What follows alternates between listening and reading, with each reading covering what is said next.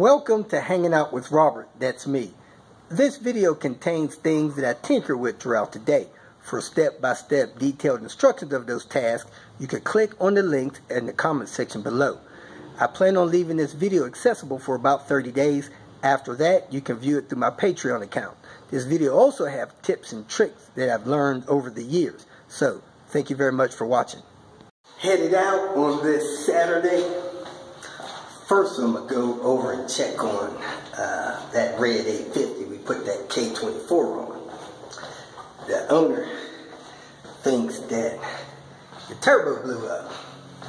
Turbo didn't blow up, something else blew up. He was tuning it last night, went in the watt, heard a snap, and then the car crawled home. So, we're going to find out what's going on with that. Check on single lady's car, one of my community projects I call it. Man, some of these cars I work on, I don't charge them. They pay if they want. And it's almost like a helper tour, but some of these folks, they need that kind of help, so I just do it. Winter time, it's upon us.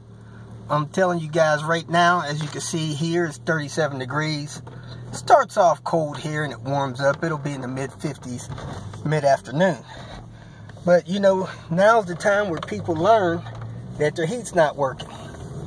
So, first off, I want to encourage you that if your car doesn't warm up in just a couple of miles, a matter of a couple of minutes, you may have a bad thermostat. So we're going to keep this live action here. And as you can see, my car is stone cold, 37 degrees outside, and I have started driving it. It's not a good idea to let your car sit idle, warm up. Best to start the car up, drive it modestly until it's warm up. After it's warmed up, you can drive it like you stole it.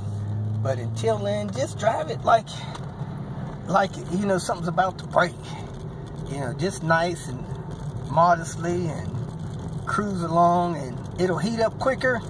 It's better for the engine to have a quicker warmer engine. Your fuel to air ratio will correct. Your car normally runs rich when it's cold. And driving mine, it's not running rich right now. It's running about right. But it's almost heated up in just a couple of minutes. And I can feel the heater kicking on. I have the ECC, automatic climate control. It does not turn the fan on until the engine gets at least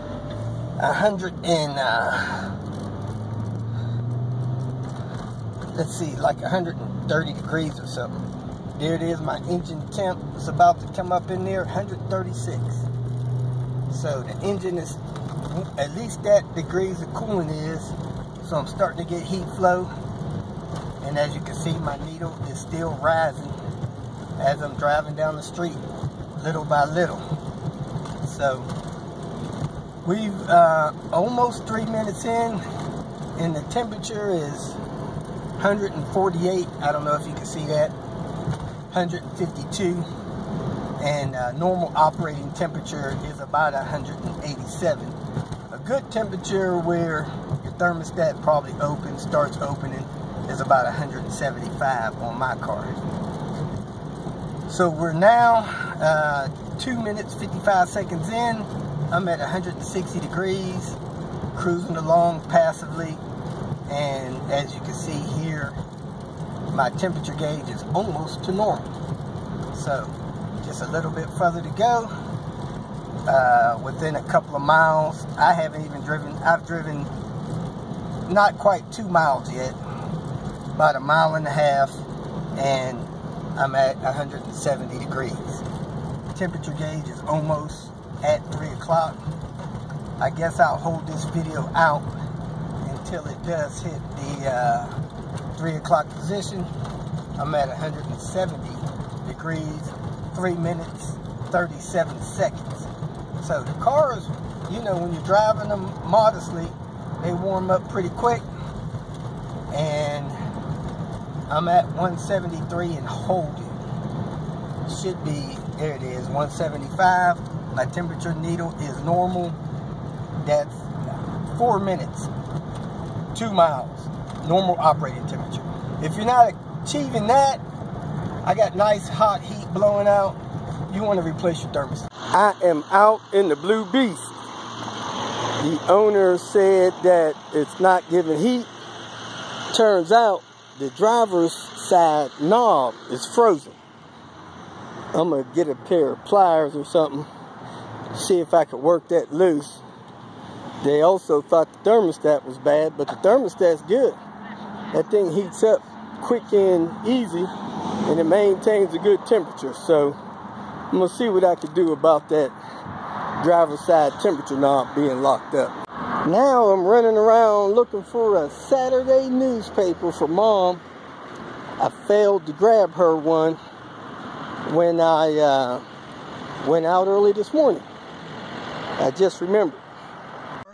About 5 miles, I'm getting 32 miles to the gallon. Let me grab my pliers, see if I can get this, and then I'm gonna put these, see if I can get the power seats function and put those in the fuse box. Breakers, I'm gonna go ahead and install one here, see if that lights up that seat. If not, I'm gonna put one here, see if that lights up the seat. I think one slot is for heated seats, the other slot is for power seats. So let me try 38 first. I put one in 38, nothing happened. I put one in 40, and that did light up that seat. So you got to go to the 40 slot to get your seat to work. There you have it. Get a code with the scan gauge. So I think it's probably a PMP switch code. So I ran the shifter through a few times. I'm going to disconnect the battery, reconnect it, see if I got a check engine light. Here at this red 850 that we put this K24 on. He said he was out on the drive last night about to do some data logging, and he put his foot in it, and when he did, he heard a snap. After he heard the snap, he really didn't have any power in the car. It was like a turbo hose came loose. So here now, looking for a massive boost leak. Well, that could be one right there.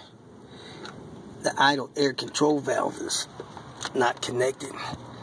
I guess let me work that back on without breaking it and take this thing for a drive.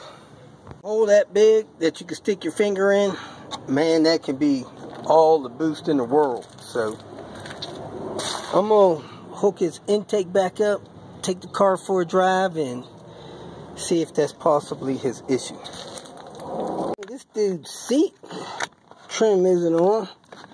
That's a good way to freaking blow a side airbag. That would be an unpleasant surprise. Let me get out and hook this up. It started. He didn't have a full exhaust yet, so we'll see if he has any boost. If he goes halfway, we're fixed. Odometer's broke. Another story about this seat thing. That thing's actually damaged. So let's take this thing for a cruise, see if we get any boost. Nope, doesn't have any boost. Very little get up and go. Strong whistle with this thing. Let me pull it back around. Unfortunately, feel like it's in limp mode. So I'm gonna look for some more leaks. I'm gonna scan for codes, see what else I can find. If you feel that this information was useful, please like it and share it with your social media friends. You can subscribe to my channel so that you will get notifications of future videos that I post. You can follow me on Twitter, and if you need to contact me directly, please visit my website. And if you have any questions, leave them below, and someone or myself will reply to them. Again, thank you very much for watching.